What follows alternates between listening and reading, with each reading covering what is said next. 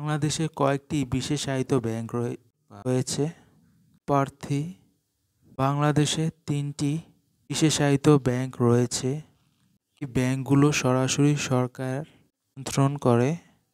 Bank ৩টি হলো বাংলাদেশ কৃষি ব্যাংক, রাজশাহী কৃষি উন্নয়ন ব্যাংক ও প্রবাসী কল্যাণ ব্যাংক। চেয়ারম্যান, ব্যাংক আর এনজিওর মধ্যে পার্থক্য কী?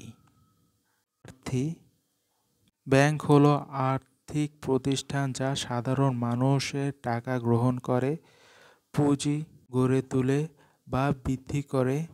এই পুঁজিসহ বিভিন্ন উদ্যোক্তার মধ্যে ধার দিয়ে বিনিয়োগে সহযোগিতা করে, যার ফলে উদ্যোক্তারা অনেকে উপকৃত হয়। ব্যাংকের একটি চুক্তির মাধ্যমে বড় লেনদেন দেওয়া হয় বা বড় লোন দেওয়া হয়। অপরদিকে এনজিও হলো